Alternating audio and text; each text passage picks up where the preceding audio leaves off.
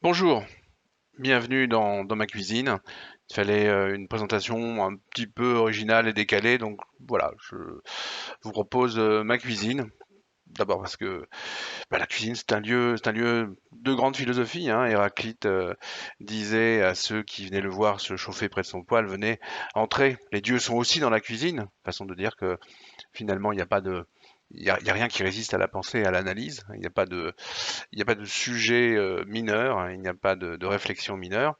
Et puis aussi la cuisine parce que c'est le lieu de la culture, c'est le premier lieu historique de la culture. La cuisine, c'est là où on cuit, coquere en latin, donc cuire.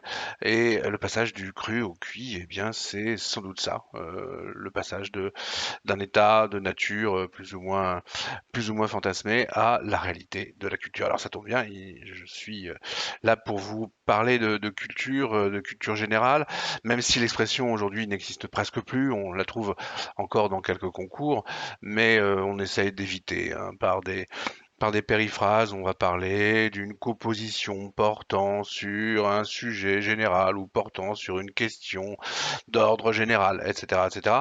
On évite effectivement cette expression qui fâche un peu.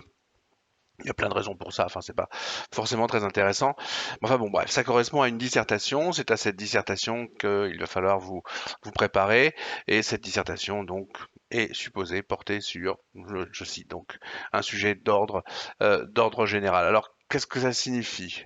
Euh, la tendance actuelle des concours administratifs, elle consiste à euh, pousser le candidat à réfléchir sur une question certes d'ordre général, mais en la ramenant à l'actualité, en la ramenant en particulier à l'actualité des politiques publiques notamment. Souvent, il s'agit de confronter finalement une question avec le rôle de l'État, avec la fonction de l'État. Ce sont des sujets qui sont très intéressants, très brûlants, des sujets qui peuvent aussi porter à polémique.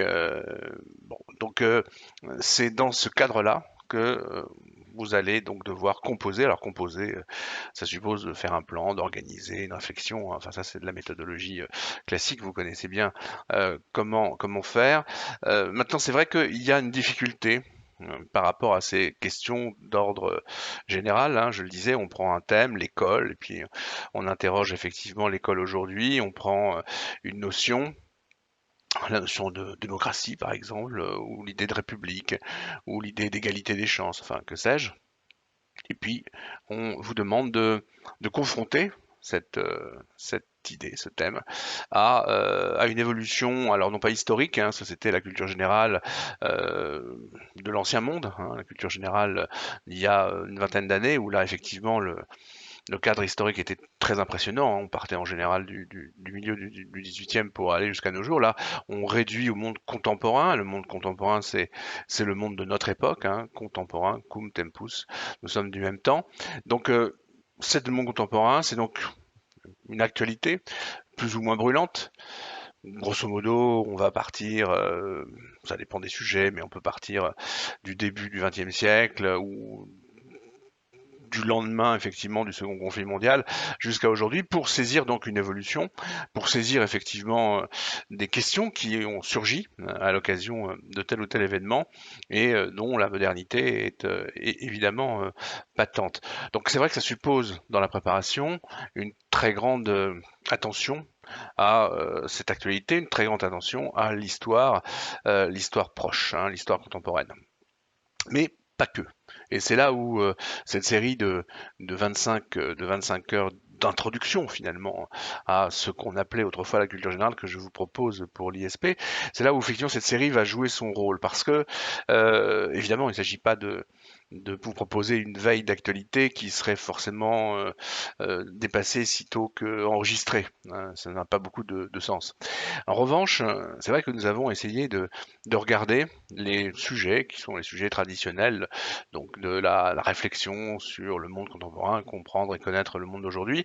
Et à partir de ces sujets, ces grands thèmes, le travail par exemple, la société du spectacle, la consommation, mais aussi le risque, la société du risque. Bon, ça c'est évidemment un grand classique d'Ulrich Beck. jusqu'à l'art, la question effectivement des avant-gardes aujourd'hui, la question du langage, la question de la nation, enfin je ne vais pas multiplier cela, vous verrez, hein, le programme est composé, il y a plusieurs parties, et c'est des parties qui sont évidemment structurées, ce qui fait que chaque captation vidéo renvoie à la suivante ou à la précédente. Il y a une sorte d'effet de réseau et de système. Mais la caractéristique de ce programme, donc, que nous avons eu envie de vous proposer, c'est que précisément, elle n'entre pas dans l'actualité et qu'elle est là, au contraire, pour dégager ce qu'il y a d'inactuel, au fond, dans ces thématiques. Je m'explique. Il est clair que ce serait illusoire de prétendre, je ne sais pas, proposer une vidéo d'1 heure sur la République. C'est évidemment ce serait très prétentieux et puis surtout voué à l'échec. En revanche, en 1 heure, qu'est-ce qu'on peut faire? Eh bien, on peut s'arrêter sur le sens du mot République, comprendre ce qu'il implique et d'une certaine façon travailler la notion. Alors, en donnant un petit peu de respiration et un petit peu d'air à tout ça avec des exemples concrets, pratiques bien sûr, mais l'essentiel va être focalisé sur le sens des mots. Et c'est ça que je vous propose. L'introduction, cette introduction que nous avons préparée, cette introduction, elle est destinée à mettre à plat la signification des grands termes que vous allez rencontrer dans vos énoncés. Parce que finalement, c'est toujours la même chose. Moi, c'est ce que j'ai dit pendant des années à mes étudiants, que ce soit des étudiants qui préparaient l'ENA ou le NM, même l'ENS. Hein. Finalement, c'est toujours un exercice de lecture et d'écriture, hein, cette fameuse composition dite de culture générale. Un exercice de lecture, et notamment de lecture de l'énoncé. Et on ne peut pas bien lire un énoncé, même s'il est très simple, même s'il est réduit à quelques mots, si évidemment on ne connaît pas très exactement l'acception de ces termes. Alors certains mots peuvent sembler faciles d'accès, encore que ce sont de faux amis, hein. Je parlais de République tout à l'heure. Testez autour de vous, demandez une définition simple et opératoire de la République. Vous verrez, je suis pas sûr que vous n'ayez pas des surprises plus ou moins plaisantes ou déplaisantes, ça dépend évidemment du point de vue auquel on se place. Bref, la République, c'est pas si simple à expliquer. La démocratie, récemment, les futurs magistrats ont eu à réfléchir sur la question de la démocratie, mais vous savez, il y a vraiment beaucoup de candidats qui limitent la démocratie à un régime politique. C'est bien au-delà de cela. Lorsque Tocqueville parle de la démocratie en Amérique, il n'analyse pas des institutions, pas seulement. Il essaye de radiographier sorte de société, une évolution sociétale. Il y a un esprit de la démocratie, il y a une façon de vivre la démocratie qui fait que finalement la démocratie c'est tout autant un mode de vie que des institutions. Voilà, bon, je ne vais pas là évidemment faire un condensé de ce que je vous propose sur 25 heures, mais si vous voulez c'est ça l'esprit, hein, c'est de suivre en effet à travers donc des notions, à travers des focalisations très précises, de mettre en place ce vocabulaire, de mettre en place les implicites qui sont derrière tel ou tel terme, de regarder aussi quels peuvent être les prolongements que l'on peut donner. Puis parfois c'est encore une fois assez surprenant. On reste dans la République, hein, restons sur le plan thématique dans un contexte unifié. C'est intéressant de savoir d'où vient le mot laïcité. C'est important de s'arrêter effectivement sur l'acception de ce terme, parce que si on se souvient que laïcité, ça vient d'un mot grec qui est laos, et qui signifie le peuple des guerriers, et que la laïcité, donc, ça suppose déjà l'idée l'idée d'un combat, mais aussi l'idée d'une solidarité.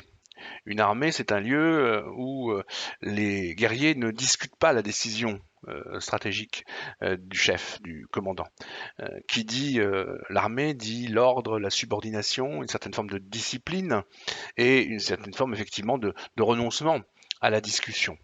Eh bien, il y a cette idée-là dans la laïcité. Derrière l'idée de laïcité, il y a l'idée d'unité. Et cette unité ne doit pas être fragilisée par, je ne sais pas, une aspiration au débat ou une volonté de discuter les ordres. Les ordres en temps de guerre ne se discutent pas.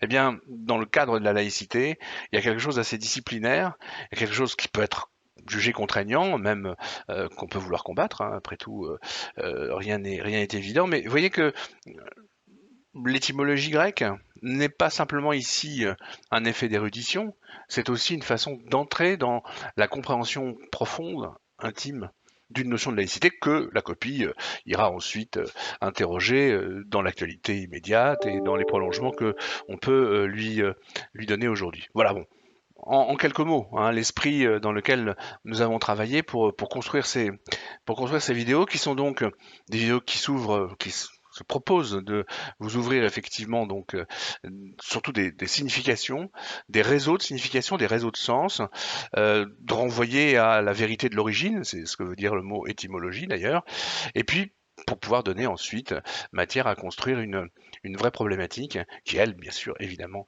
sera perçue et conçue dans le cadre de l'actualité, dans le cadre de la société donc contemporaine. Voilà pourquoi j'espère que ces 25 vidéos seront, on va dire, inactuelles entre guillemets, c'est-à-dire effectivement utiles pendant de nombreuses années, et j'espère sinon indémodables, du moins bon, assez résistantes à la poussière. Je vous dis à très vite, j'espère, et puis voilà, j'étais très très très heureux de vous accueillir dans ma cuisine. À bientôt.